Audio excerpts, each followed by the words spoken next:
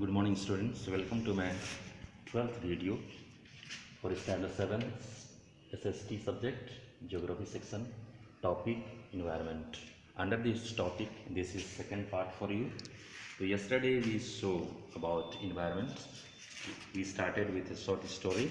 एक छोटी सी कहानी के माध्यम से मैंने समझाने का प्रयास किया. इन्वायरमेंट यानी कि पर्यावरण या वातावरण.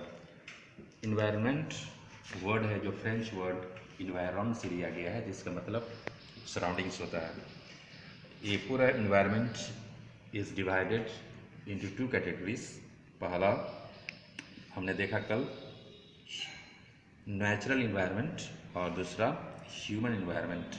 नेचुरल इन्वायरमेंट जिसमें लिविंग थिंग्स और नॉन लिविंग थिंग्स इंक्लूड है. लिविंग थिंग्स में प्लांट्स एनिमल्स आते हैं एंड नॉन लिविंग थिंग्स में एयर वाटर लाइट ETC आते हैं. तो हम आज आगे पढ़ेंगे. The second category human environment यानी मैन मेड थिंग्स के बारे में पढ़ेंगे.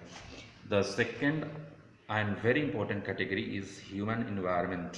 दूसरा महत्वपूर्ण कैटेगरी है, श्रेणी है इन्वायरमेंट का, वो है ह्यूमन इन्वायरमेंट यानी मानव पर्यावरण. It includes all the humans made things such as buildings, roads, tunnels, factories. और इसमें सभी वो चीज़ें आते हैं जिसे मनुष्य ने बनाया, चाहे टेबल फैन, रोड्स, फैक्ट्रीज, सुरंग, बिल्डिंग्स, सारी चीज़ें आते हैं. Human environment focuses on the importance that people attach to community, space, place and landscape. It also includes political, social, economic, cultural and various other conditions under which they live. मानव पर्यावरण महत्व पर ध्यान केंद्रित करता है जो लोगों को सामुदायिक अंतरिक्ष यानी कि आकाश, स्थान और परिदृश्य से जुड़ा हुआ है. इसमें राजनीतिक, सामाजिक, आर्थिक, सांस्कृतिक और विभिन्न अन्य परिस्थितियाँ भी शामिल हैं जिसके तहत ये सारे चीज़ रहते हैं. नेचुरल इन्वायरमेंट यानी कि प्राकृतिक पर्यावरण. Natural environment comprises the 4 realms of the earth. प्राकृतिक वातावरण में 4 श्रेणी शामिल हैं. पहला हम देखेंगे एटमॉस्फेयर यानी कि वायुमंडल. Atmosphere Atmosphere is the gaseous layer which surrounds the earth and is kept in place by earth's gravitational pull. Atmosphere यानी कि वायुमंडल एक गैसीय परत है जो पृथ्वी के चारों ओर है और ये धरती की ग्रेविटेशनल फोर्स या गुरुत्वाकर्षण बल से टिका हुआ है. The air around us is mixture of gases out of which nitrogen is the most abundant. और ये जो हवा है वो उसमें कई गैसेस का मिश्रण है जिसमें नाइट्रोजन गैस सबसे ज़्यादा पाई जाती है. 78% of the total amount, 78% nitrogen gas हवा में है. Nitrogen is essential to maintain soil fertility. और नाइट्रोजन मिट्टी की उर्वरता को बनाए रखने में मदद करती है. Oxygen makes up 21% of the air and is essential life giving gas. और ऑक्सीजन की मात्रा 71% है हवा में और ये लाइफ सपोर्टिंग गैस है. Gases found is small amount include carbon dioxide which is required by plants during the process of photosynthesis. और कार्बन डाइऑक्साइड गैस की मात्रा कम है पाई जाती है और ये पौधों के लिए बहुत ही महत्वपूर्ण है, विशेषकर जब प्रोसेस ऑफ फोटोसिंथेसिस यानी कि प्रकाश संश्लेषण क्रिया जिसके तहत वो खाना बनाते हैं उस समय काफ़ी ये ज़रूरी होती है पौधों के लिए.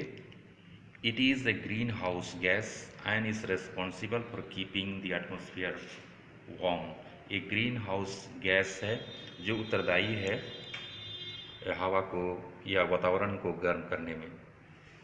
Water vapour is another important constituent atmosphere which condenses to cause precipitation. Water vapour यानी कि जलवाष्प दूसरा महत्वपूर्ण घटक है जिससे कंडेंसेशन की क्रिया होती है और जिससे पानी या वर्षा होता है, वर्षा मिलती है हमें। Ozone gas protect us from harmful ultraviolet rays of the sun. Ozone gas हमें सूरज से निकलने वाली तेज किरणों से रक्षा करती है। The Earth's atmosphere is divided into various layers।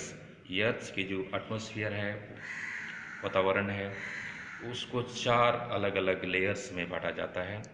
और पहला है ट्रोपोस्फेयर, जिसको हम क्षोभ मंडल कहते हैं। Troposphere is the bottom most layer and is most important because all weather activities occur here. Troposphere इसमें पहला लेयर है, वो सबसे निचली परत है और इम्पोर्टेंट है, बहुत ही महत्वपूर्ण है, क्योंकि सभी वेदर एक्टिविटीज़, मौसम संबंधी क्रियाएं इसी में घटित होती है। This layer also contains all life sustaining gases. इस लेयर में भी लाइफ सपोर्टिंग एलिमेंट्स पाए जाते हैं, जीवन को बनाए रखने वाली गैस इसमें पाए जाते हैं। सेकेंड है स्ट्राटोस्फेयर, जिसको समताप मंडल कहते हैं। It lies just above the troposphere. ये ट्रोपोस्फेयर के जस्ट ऊपर है and contains the ozone layer, और इसी लेयर में ओजोन लेयर पाई जाती है। आगे है mesosphere is the next layer. This layer contains electrically charged particles known as ions which help a radio communication between distant places on the earth। Mesosphere अगली परत है। इस परत में विद्युत आवेशित कण होते हैं, जिसे आयन के रूप में जाना जाता है, जो पृथ्वी पर दूर स्थानों के बीच रेडियो संचार में मदद करते हैं। थर्मोस्फेयर अगला है। Thermosphere extends up to height of 400 kilometre. अगला परत है थर्मोस्फेयर, जो 400 किलोमीटर की ऊंचाई पर है। This layer is also known as ionosphere. इसको आयनोस्फेयर के नाम से भी जाना जाता है। Is characterised by rapid rise in temperature with increasing altitude. और ये परत बढ़ती हुई तीव्रता के रूप में तापमान में तेजी से वृद्धि करती है।